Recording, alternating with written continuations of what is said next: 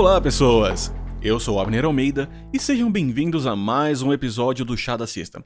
Um podcast semanal onde nós tomamos um chá, comemos biscoitos e falamos sobre as vicissitudes da vida. Aqui comigo eu tenho ela, a contraventora Bibiana Virtuoso. Oi, Bibi, como é que você tá? Oi, boa noite. Eu estou gostando de ser chamada de Contraventora. Eu vou usar, inclusive, como o meu codinome oficial agora nas redes. Contraventora. Eu vou, depois dessa gravação, eu vou lá no Twitter ver se você mudou, viu? Tem que estar na bio também. Ah, sim, a Contraventora. Tá, Advogada, fã da Taylor, contraventora. Exatamente. Contraventora do Chá da Sexta. Exatamente. Inclusive, que chá você tá bebendo hoje? Hoje eu não estou bebendo chá, tá? Hoje eu estou bebendo água. Hoje é só água, porque eu estava na minha yoga. E eu quero me hidratar neste momento, né? É bom também, mas você poderia estar se hidratando com chá. Filho, tá fazendo, tipo assim, muito frio aqui em Curitiba. E eu até pensei em tomar um suquinho hoje, mas nem suquinho, tá complicado hoje. Você faz frio e você toma suco? Eu tinha pensado em tomar um suco, mas né? Não, mas eu vou tomar um chá ainda. Hei de tomar um chá um dia. Não sabemos quando. Entendi. Você vai tomar um chá no dia 30 de fevereiro, é isso? Exatamente, dia 30 de fevereiro. Me lembrou um episódio de Parks and Recreation, onde a guria ela fala, olha, ela jogava todas as reuniões pro dia 31 de algum mês, tipo 31 de agosto. E que era pra não ter a reunião. Porque ela achava que não tinha dia 31 naquele mês. Aí de repente apareceu 94 pessoas pra aquele dia. É, mais ou menos isso. Então tipo isso. Então vai chegar um dia. Você faz também a regra da mão pra ver quais meses tem 31 dias? Eu faço isso às vezes, sim, porque eu sou de humanas, né? Que você tem que ver se tem um morrinho, não tem uma regra assim, bem estúpida? Sim, que você vai primeiro no nó e depois no espaço entre os nós. Mas eu uso uma regra um pouco diferente. Porque você sabe que eu não sou um ser humano normal, né? Eu tenho que complicar as coisas. Sim. Eu já comentei disso, acho que nos stories do meu Instagram faz um tempo atrás. Até bom pra registrar aqui. Eu uso, na verdade, a motivação histórica pros meses. Você também pensa do Júlio, que tinha que ter 31 dias por causa do Júlio César? Eu sempre lembro dessa história. Então, eu sempre lembro disso. Então, para os ouvintes que estão aí que não conhecem a história, então a gente teve ali o grande ali quase imperador. É complexo se ele foi imperador ou não, tem algumas divergências, mas temos ali Júlio César, o grande conquistador da Gália, que foi um ditador de Roma. Né? E não tô falando aqui de forma pejorativa, não, ele foi um ditador de Roma. E após a morte dele, foi dedicado um mês a ele. Não lembro se foi após ou foi durante a vida dele, eu acho que talvez foi durante a vida, mas naquele período foi dedicado um mês para ele, que é o mês de julho. Se não me engano, foi durante a vida, porque diz a lenda que ele ficou muito brabo que o mês dele não teria 31 dias. Sim, e aí o que acontece é que alteraram o calendário, por isso que antes do calendário nosso, que é o gregoriano, o calendário que a gente seguia era o calendário juliano, que veio da época dele. Então ele refez o calendário, falou, os meses vão ser assim agora, e o meu mês vai ter 31 dias, vai ter mais. Né? Cara, Júlio César era tipo um Putin, assim, da época. É mais ou menos isso. Ou um Getúlio Vargas, da época. Eu gosto mais de pensar no Putin. Eu sei, é que Getúlio Vargas é uma coisa mais próxima do brasileiro, ele era muito populista também. E exatamente isso foi um dos problemas dele. Ele não tinha problema com os patrícios exatamente por ser populista.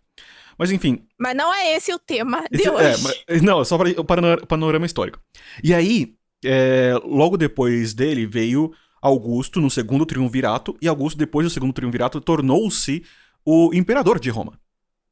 Né? E é por isso que temos o mês de agosto. Exatamente. E que o nome dele nem é Augusto, né? Augusto é um título.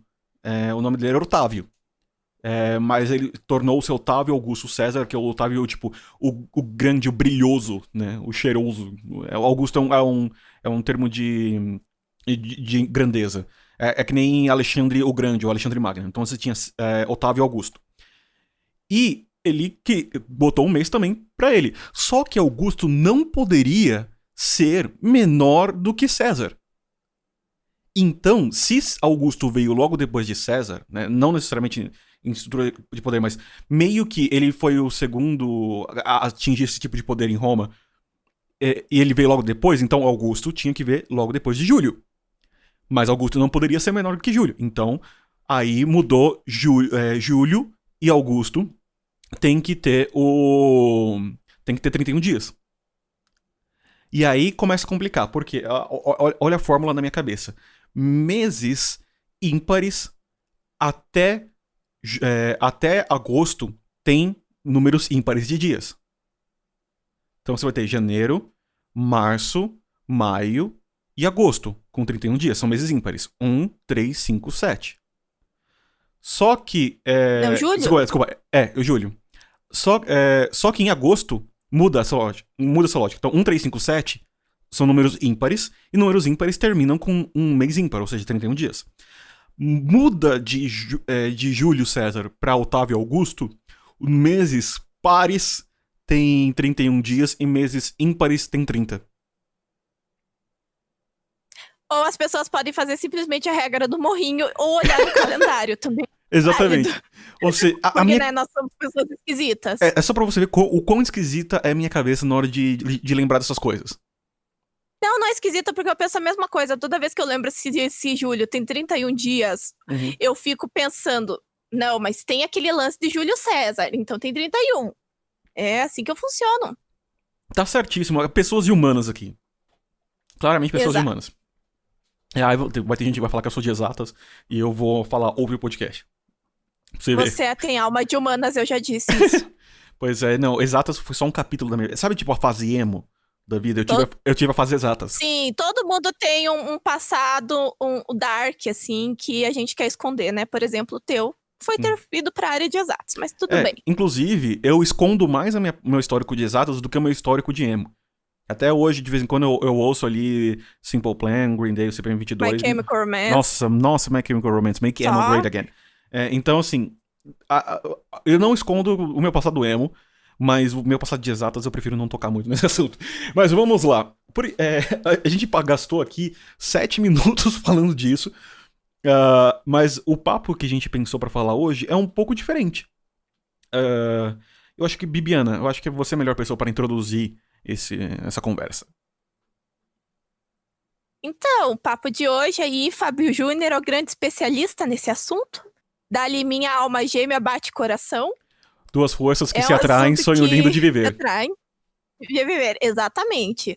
E a gente hoje resolveu falar um pouco aí sobre os conceitos de alma gêmea, né? Que eu e o Abner a gente conversa muito o tempo todo pelo WhatsApp.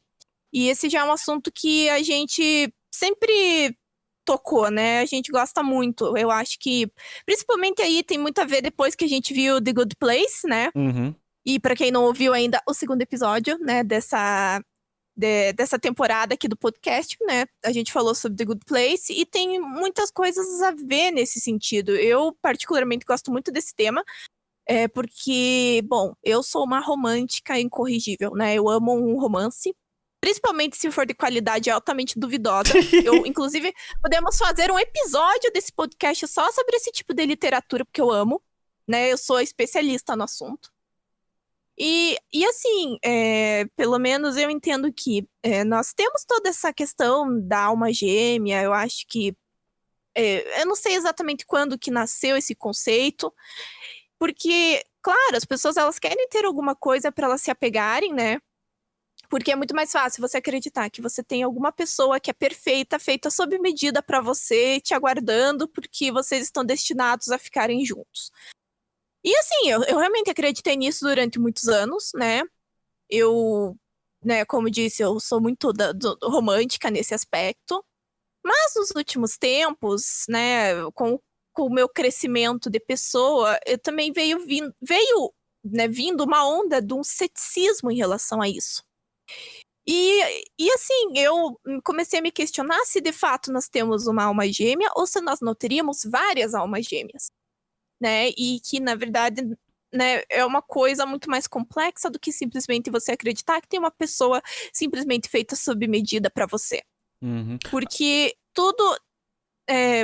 Pode falar, Abner. Não, é que eu ia, antes de continuar, Me permite ser um pouquinho Sócrates aqui, não pra encher o saco, mas pra gente poder estruturar melhor a conversa. Pode ser? Por favor. Antes da gente entender na questão da crença da alma gêmea, talvez pra gente ter um ponto de partida, o que você definiria como alma gêmea, pelo menos no conceito que você estava tratando até então? O que seria essa alma gêmea? Alma gêmea, pra mim, é você ter uma outra alma que seja 100% compatível com você. Que seja por ter os mesmos planos, por terem os mesmos gostos, por terem um futuro convergente. Eu acho que seria mais ou menos isso. E pra você, eu não sei o que seria esse conceito. Eu vou chegar lá depois. Agora, em que contextos? Tá, a gente tem duas almas ali que são correspondentes em tudo. Mas como que isso seria materializado dentro do nosso campo sensível? Ou seja, o campo que a gente pode perceber com sentimentos, o mundo material. Como seria a manifestação dessa alma gêmea dentro desse contexto? Olha, nesse sentido, eu acho interessante mencionar, assim, que eu acho que existem almas gêmeas que não são somente românticas, porque a gente tem a ideia, né, desse amor totalmente idealizado, trazido por esse conceito, mas eu também acho que existem outros tipos de almas gêmeas. Você pode ter um amigo, por exemplo, que é tua alma gêmea, que vocês têm tudo converge no mesmo, né, no mesmo sentido o tempo todo e que tem posicionamentos parecidos e que acaba complementando a sua vida. Você se sente mais realizado por ter aquela pessoa na tua vida. Entende? Uhum. Pode também ser um amor fraternal, porque existem mesmo, né? Sei lá, uma mãe e uma filha, alguma coisa assim. Uhum. Agora eu vou entrar na questão que você me falou, do que eu entendo por alma gêmea. E aí, você sabe que eu não consigo simplificar as coisas quando o assunto é filosofia. Voltando um pouquinho pro conceito de alma gêmea, o que eu vejo muito comum é que existe, sim, a interpretação que almas gêmeas não necessariamente são românticas.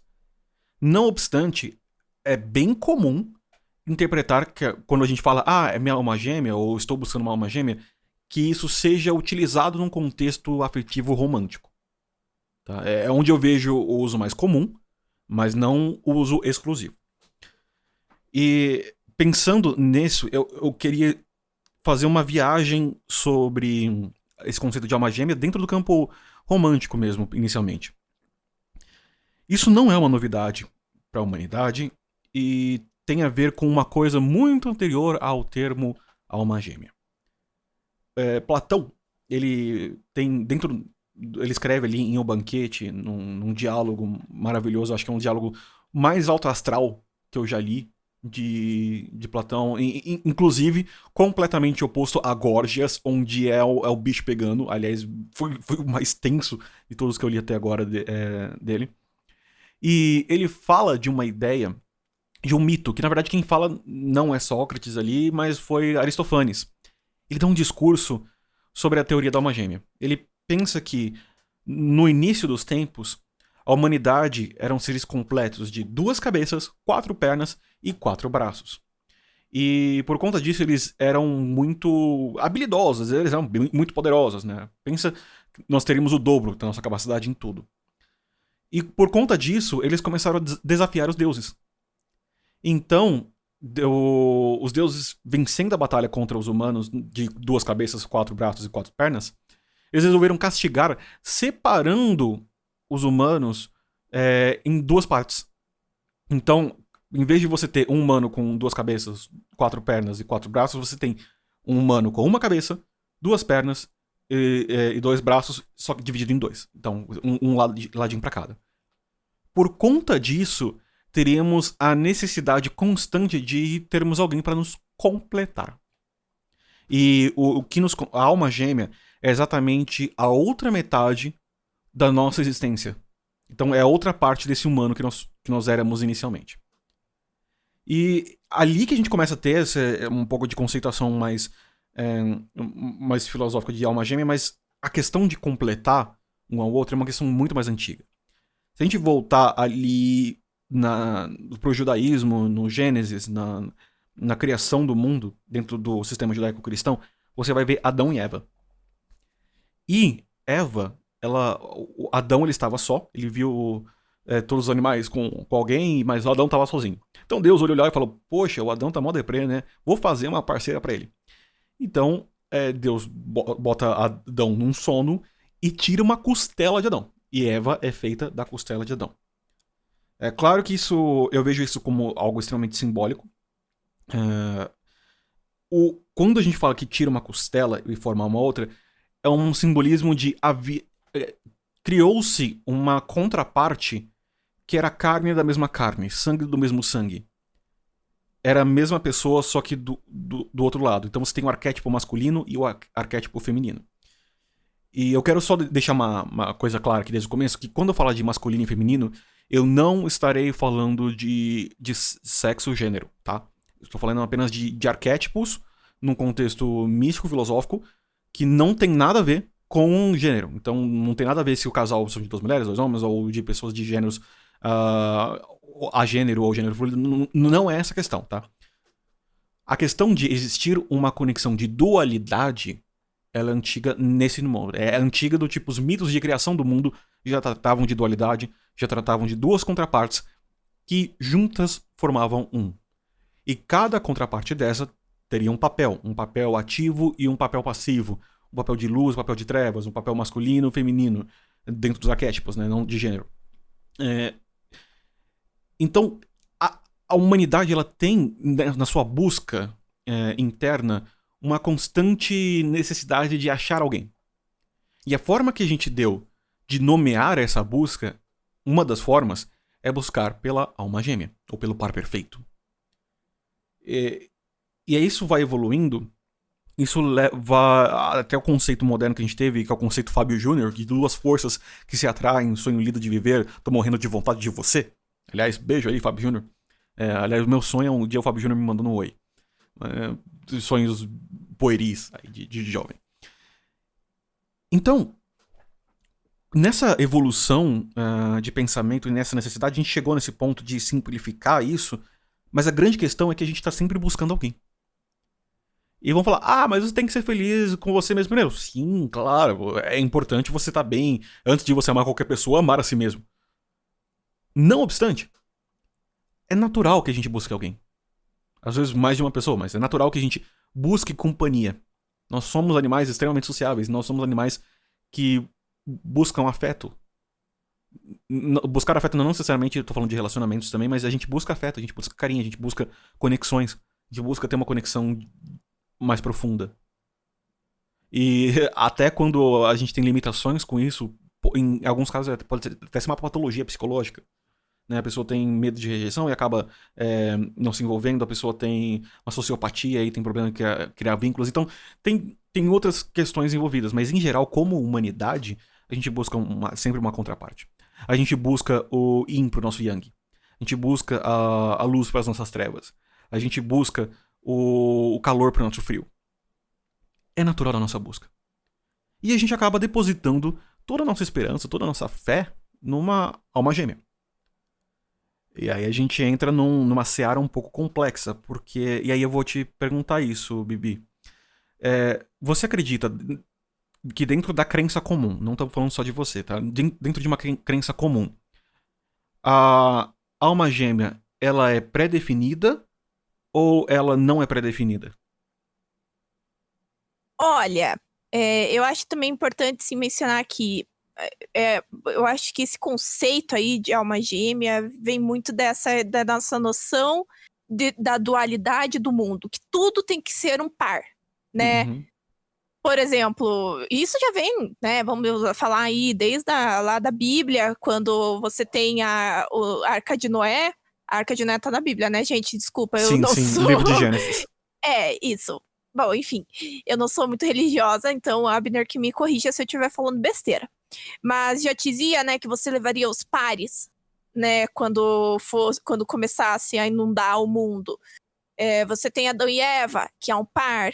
Você tem aí vários exemplos, né, dessa necessidade que nós temos de colocar as coisas sempre em par. Nem que seja, por exemplo, a noção de bem e mal, que elas caminham juntas, né? E é um par. E então, assim, eu acredito que é uma pergunta muito capciosa essa que você me fez. Por quê? Eu conheço muita gente que realmente acredita, não, a tampa da minha panela está por aí, né? Está perdida no mundo, eu só não encontrei ela. Só que eu também conheço muitos casos de pessoas que conhecem alguém e simplesmente constroem uma vida com essa outra pessoa e acabam se tornando almas gêmeas, né? Porque elas têm uma afinidade muito grande, porque elas têm uma sintonia muito grande. Então, acho que depende muito de quem você está falando, porque eu sei que as pessoas que são mais sonhadoras, que são mais, assim, românticas mesmo, elas realmente acreditam, né, que você está predestinado a alguém.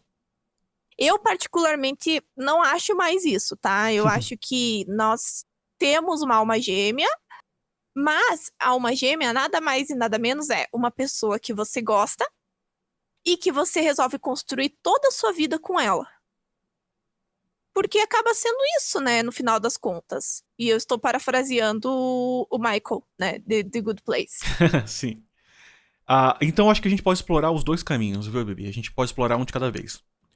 Vamos primeiro no caminho das pessoas que acreditam que a alma gêmea existe e está lá. E só falta encontrar. Para essas pessoas, a alma gêmea ela é pré-determinada ou ela não é pré-determinada? Eu acredito que para essas pessoas ela é pré-determinada. Muito interessante. E aí a gente vê uma outra questão. Quem seria responsável por pré-determinar isso? Pô, essas horas você me manda essas perguntas, você quer complicar minha vida, né, Abner? Mas, sim, eu me pergunto isso também às vezes. Para mim, que essas pessoas vão colocar a responsabilidade numa força divina superior, né? Então, Deus ou sei lá o que seja lá o que elas acreditam, que existe esse lance de destino. Sim, então será que a gente pode chamar isso de uma consciência superior? Apenas para generalizar. Sim, uma consciência superior, eu acho que é um bom termo. Muito bom. Então a gente vai ter ali uma consciência superior. E aí vem uma outra questão. Para essas pessoas, toda pessoa tem uma alma gêmea? Sim. Ok. E se toda pessoa tem uma alma gêmea, todas as pessoas encontram essa alma gêmea? Não. Ponto 1. Eu acho que, assim, nesse caso, eu não sei explicar exatamente, porque, em tese, se você tem uma consciência superior, parte-se do pressuposto que você teria que encontrar a sua alma gêmea, porque é a vontade do ser superior, certo? A menos que a vontade do ser superior não inclua que você encontre sua alma gêmea. Pode ser também. Então... Né? Então, não sei. As pessoas, realmente, eu não sei essa questão. Eu sei, eu tô dando uns nós aí. Então você vai ter pessoas que vão acreditar que a alma gêmea, ela é prefixada, ela existe, todo mundo tem uma, mas nem todo mundo a encontra. Uma possibilidade é que a consciência superior não quer que isso aconteça. E talvez, será que se for esse o caso, essa inteligência superior, ela seria ou imperfeita ou vil? Eu não acredito que seja vil, né? Eu não acho que exista isso dentro do conceito cosmológico aí.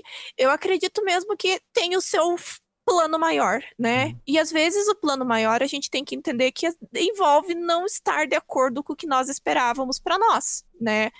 Porque a vida é isso, as coisas vão mudando. Entendi. Né? Às vezes, você tem um projeto pra tua vida, né? Eu posso ter um projeto, eu vou chegar aos 30 anos, eu vou estar casada, eu vou estar com meus 2 filhos, eu vou estar super feliz. Só que a vida vai dando um monte de chute na gente, né? O maior exemplo é essa pandemia, que tá aí 1 ano e pouco já, e fez todo mundo mudar todos os projetos, né?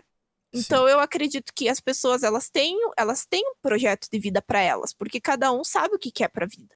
Ou acha que sabe, né, o que é. Só que se isso é da força, né, da vontade dessa força divina, não se sabe. Pois é, então se a gente tem ali uma força divina, mas nos desígnios dessa força divina, dessa consciência superior, não faz parte encontrar a alma gêmea, será que ela não tá escrevendo todo o nosso destino independente da nossa vontade? Eu acho que sim. Ok. Né? Pelo menos nessa parte do exercício. E aí eu quero fazer um paralelo. Vamos imaginar que a vida é uma grande peça de teatro, né? Onde nós, aqui, a Terra, o planeta Terra material, é um palco e nós somos os atores. Então quando a gente vem pra Terra, a gente vem pra fazer um papel. Nesse caso, talvez a consciência superior haja como um roteirista que escreve as falas, escreve as cenas e escreve exatamente como as coisas precisam ser. Será que é isso? Nesse contexto? Ou nesse caminho que a gente seguiu? Eu acho que sim. É o grande roteirista. Temos aí o grande roteirista. E aí a gente tem uma outra possibilidade. Que é, será que dentro desse contexto onde existe uma alma gêmea pré-fixada e nós a encontramos, mas ela é prefixada e ela é pré-definida. Será que a gente não encontra essa alma gêmea sem perceber e por conta da nossa ineficácia ou das nossas próprias escolhas, nós acabamos não terminando junto com a nossa alma gêmea? Com certeza. E isso, inclusive, é uma coisa que você vai só descobrindo quando você vai ficando mais velho. Uhum. Porque quando você é adolescente, você acredita, não, porque eu vou encontrar minha alma gêmea. E quando eu encontrar essa pessoa, vamos passar por tudo, todas as adversidades, tudo vai ser superado porque nós amamos um ao outro. E a gente sabe que, infelizmente, na vida real não é bem assim. Não é só de amor que sobrevive um relacionamento, né? Você pode ter a relação mais legal e mais saudável do mundo. Mas se os caminhos, né, acabam se bifurcando, se as pessoas mudam, tem N fatores, né? Eu acho que o conceito da alma gêmea pode até existir, mas também tem que considerar os elementos externos. E o grande elemento externo, nesse caso, é a vida, né? Sim, então a gente vai ter ali duas linhas. Dentro da linha de quem acredita que a alma gêmea ela é pré-definida, ela é predestinada, você pode ter aquelas pessoas que acreditam que não encontrar essa alma gêmea, ou encontrar, é parte de um destino, e o destino é inexorável. Vou até citar aqui Cleantes, onde na verdade nos fragmentos, porque Cleantes tem uns textos meio perdidos, mas Sêneca citou Cleantes dali nas Cartas Morais a Lucílio, falando uma coisa muito interessante. O destino carrega quem o aceita e arrasta quem o recusa. Então, nesse contexto, o destino é inexorável. Se você encontrar ou não, é parte do seu destino, independente do que você faz. Ou o outro caminho é o caminho do livre-arbítrio. Então, você tem um plano, há uma pré-designação, mas a realização dele depende do seu livre-arbítrio. Olha só a diferença. E aí, pensando nesse contexto de peça, de um lado você tem um roteirista que escreve as falas. Existe um outro papel em quem conduz uma peça, e aí eu tô lembrando dos meus tempos de ator, que é alguém que ele vai pensar nas falas, sim, mas o principal papel dessa parte, né, desse ator, no sentido de quem atua, não de ator de performance, né? A principal parte é fazer com que quem está fazendo os personagens, os atores, atrizes, deem o melhor de si e sejam a melhor versão para aquele personagem. Ele molda os atores e atrizes para aquela peça. Ele dirige, mas ele não dá a fala. Então, a gente talvez tenha, no outro cenário, um grande diretor. Onde esse diretor, ele nos conduz, nos dando oportunidades para sermos melhores dentro daquele personagem, e também colocando em cena outros personagens que podem, inclusive, ser a nossa alma gêmea em algum momento. Mas cabe a nós dar a fala correta. Cabe a nós estarmos no personagem para dentro do personagem percebermos aquela interação que o diretor nos mostrou. É o famoso a pessoa certa na hora errada. Então, a gente tem ali duas possibilidades.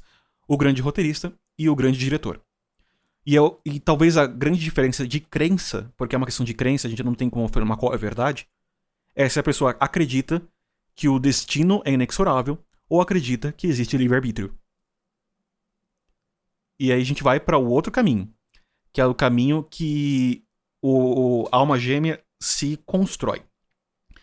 E aí eu tenho uma teoria que eu já até compartilhei com a Bibi, mas eu quero compartilhar com você, ouvinte. Vamos pensar numa orquestra. Olha, eu músico aqui falando de novo. Pensa numa orquestra que você tem o violino tocando uma coisa. Você tem a flauta tocando uma coisa um pouco diferente, mas na mesma música.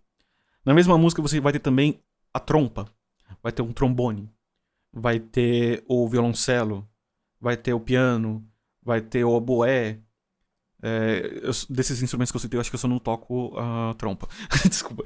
Mas enfim. Você vai ter vários instrumentos.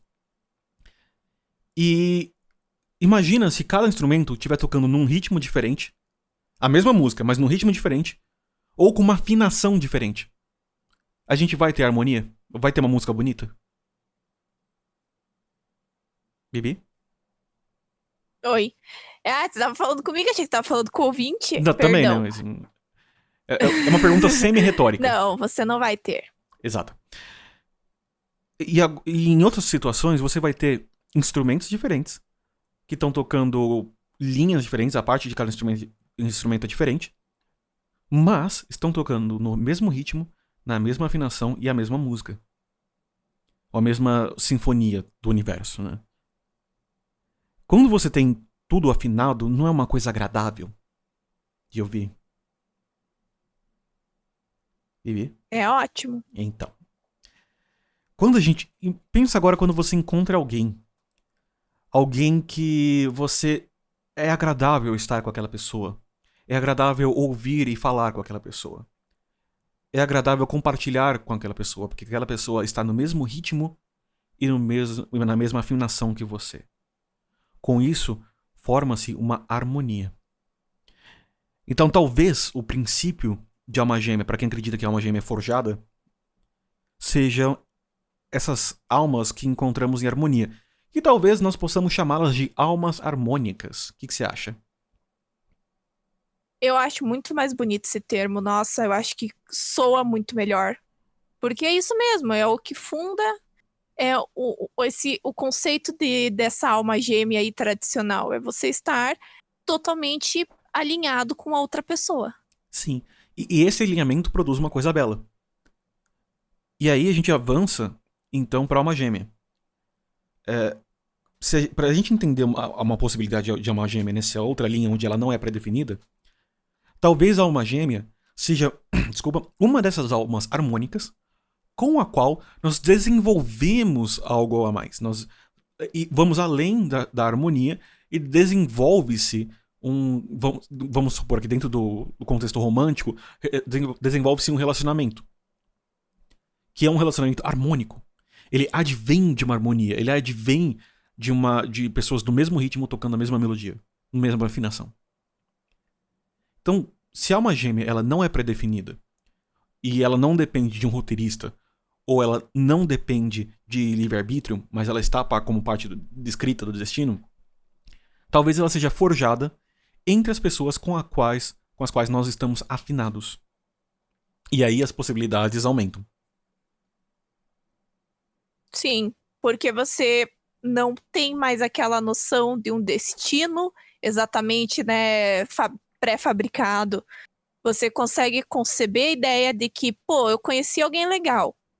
E talvez essa pessoa, pode ser que ela seja ou não minha alma gêmea. E é por isso que eu vou tentar ter um relacionamento com ela. Claro, você não, quando você vai se relacionar com alguém, você também não vai pegar a pessoa que é o oposto né, do que você, né? Não funciona, gente. Experiência própria, tá? Não dá certo. Eu vou zoar a Bibiana até hoje. Você... Vocês não sabem, mas eu sei. Eu vou zoar a Bibiana pra sempre disso. Eu sei disso, né? O passado condena. Mas, enfim. Claro, você sempre procura alguém que vai ser minimamente parecido com você nos teus gostos, nos teus princípios e no que você quer pro teu futuro. Porque senão também não faz sentido nenhum você pegar uma pessoa que é totalmente oposto, né? Essa coisa dos opostos se atraem é a maior mentira que existe. Claro, você não vai encontrar uma pessoa, né? A maioria das vezes essa pessoa não vai estar 100% alinhada com você. Mas você vai procurar alguém que minimamente, né, que tenha aí um percentual bom de equilíbrio. Porque é bom também no relacionamento você procurar alguém que tem algumas divergências, porque discutir, aprender a manter esse equilíbrio é muito bom, né? Então, assim, você já vai procurar alguém que tenha minimamente esses quesitos. E eu já me perdi na minha linha de raciocínio. Mas eu acho que isso sincroniza com o pensamento anterior da orquestra, por quê? Uma pessoa pode ser a flauta, outra pessoa pode ser o clarinete. São instrumentos diferentes, cada um tá tocando uma coisa um pouco diferente. Mas que se complementam. Exatamente. Então, não é sobre tocar exatamente a mesma coisa, não é sobre ter um clone seu. Mas sim alguém que, sendo diferente, harmoniza. Exatamente, porque é isso que você tem que procurar num relacionamento, né? Eu acho muito lindo a teoria de que almas gêmeas são pré-fabricadas e que as pessoas, todo mundo tem só alma gêmea e tudo mais, mas isso daí, nos dias de hoje, que a gente vivencia principalmente aí um amor líquido, né, como diria o Bauman. Meu Deus, a gente citou o Bauman nesse podcast. Ah, mas eu não tem como, você quer me falar de alma gêmea sem falar de Bauman e modernidade líquida, né? Nada contra, é só zoeira que toda vez que esse assunto levanta hoje em dia, alguém cita Bauman. Sim, mas fazer o quê, né? O cara é o pensador número 1 do assunto. E se a gente for pensar que as almas gêmeas são pré-fabricadas, imagina no mundo que a gente vive hoje, é muito assustador. Já é assustador você procurar uma pessoa que você queira dividir o resto da tua vida. Embora hoje não tenha mais, graças a Deus, essa noção que você casou, você tem que ficar casado. Felizmente existe divórcio, né? E a gente não precisa passar por esses perrengues que aconteciam, né? Nas décadas de 30, 40. Então, mas é assustador. Porque você estar engessado é uma coisa apavorante, né? Eu às vezes penso, meu Deus, imagina se existe alguém que é feito sob medida pra mim, mas eu também não vou... E digamos que eu tivesse conhecido essa pessoa quando eu era adolescente. Eu não ia ter mais nenhuma outro tipo de experiência. E isso é uma coisa apavorante. Porque, obviamente, não ia dar certo. Por mais que seja pré-fabricado. Porque você precisa viver, você precisa ter outras fontes para poder comparar esse relacionamento. Porque é o que a gente disse anteriormente. É a pessoa certa na hora errada, muitas vezes. E você tem que ter consciência disso. Sim. A gente tem que tomar cuidado também, aliás, vou fazer um disclaimer, com a pessoa errada na hora certa. Toma cuidado com isso também. Mas isso daí é o que mais tem, né, galera? Isso aí é de praxe. Ainda mais pra quem entra no Tinder, gente. Isso aí é o que mais tem. Bom... Tinder me dá gastura. Tinder me dá gatilho. É estressante. Faremos um episódio sobre, mas, né? Não é o momento. Um dia a gente vai fazer um episódio só sobre isso. E vai ser um episódio interessante, mas vamos deixar isso mais pra frente. Tem que estar de muito bom humor pra falar de coisa ruim. Brincadeira. Mais ou menos brincadeira. Exatamente. Mais ou menos brincadeira. Eu criei amizades legais no Tinder. Só vou falar isso. Mas isso, amizades. Então, se a gente for finalizar aqui, acho que a grande questão que a gente tem que se perguntar inicialmente é o que cada um de nós acredita em relação ao que é uma gêmea. Porque isso gera todo um outro conjunto de crenças subjacentes que são até inconscientes. Se você, por exemplo, acredita que é uma gêmea, ela é predestinada, é pré-fabricada e existe um destino, mas ao mesmo tempo você não acredita numa consciência superior, você tá dizendo que a alma gêmea é aleatória. É um paradoxo. Ao mesmo tempo, se você acredita que a alma gêmea ela pode ser forjada, mas você não se permite fazer isso, você tá sendo o seu próprio agente limitante. Então é interessante, assim, não é falar qual é a crença correta, qual a crença errada. Mas independente da sua crença, explore-a. Faça perguntas a si mesmo. Tá, eu acredito nisso. Mas o que tá por trás dessa crença? Aqui essa crença me leva. E não é só nos conceitos que a gente deu aqui. Se você tem uma outra crença sobre alma gêmea, se você tem uma outra crença sobre relacionamentos, sobre o que é amor romântico, qualquer coisa do tipo, para um minutinho agora.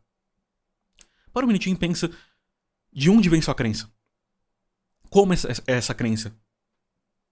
No que ela se baseia? E quais são as consequências dessa crença?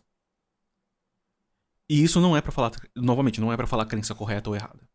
E sim para que, entendendo a nossa própria crença, a gente entende como a gente age. E a gente pode, entendendo como a gente age, entendendo a nossa crença, em alguns casos, agir com mais segurança para confirmar aquela crença e viver com mais plenitude. Em outros casos, corrigir as crenças para que se evite sofrimentos repetidos. Aquela história, se eu erro uma vez, desculpa, foi mal, não sabia. Errei 2, já é um problema. Errei 3 vezes a mesma coisa, já é burrice. Então, para evitar um erro contínuo, você viu que tem alguma coisa não dando certo? Reavalie as crenças. Vê se essas crenças não estão te limitando, te aprisionando, em vez de serem agentes de libertação. E aí eu convido você, ouvinte. Sim, porque... Pode falar. Desculpa te interromper. Não, que eu ia só fazer um comentário que você não pode se deixar paralisar por essas crenças. Porque é muito cômodo você falar, não, eu acredito que almas gêmeas são pré-fabricadas, eu vou ficar sentado na minha casa esperando que magicamente uma hora vai aparecer essa pessoa. Uhum. Sim. Né? Não é bem assim. Então eu quero convidar você, ouvinte, a interagir com a gente. Agora nós temos e-mail, né? Então eu queria ouvir de vocês. O que você acha que é alma gêmea? O que você pensa de alma gêmea? Qual o seu pensamento sobre esse conceito, a sua crença pessoal, a sua história pessoal? E você pode mandar isso para contato@chadacesta.com.br. Repetindo, contato@chadacesta.com.br. E quem sabe a gente não faz um episódio de leitura de e-mails, ou a gente inclui isso no final de episódio. O que você acha, Bibi? Eu acho legal. Eu acho super válido. Sim, eu adoraria interagir com vocês, ouvintes. De verdade, eu quero ouvir o que vocês têm a falar. E vocês também podem entrar em contato ali comigo diretamente nas redes sociais, tanto no Twitter quanto no Instagram, como @BraveSirAlmeida. Facebook nem entendo porque eu não abro mais aquilo. Mas Twitter e Instagram você pode me chamar lá, @BraveSirAlmeida. E por hoje é isso. Bibiana, muito obrigado. É sempre um prazer ter a sua contravenção aqui conosco. Obrigada, digo eu. E um beijão para todos vocês. Tenham um ótimo final de semana. Tchau, tchau!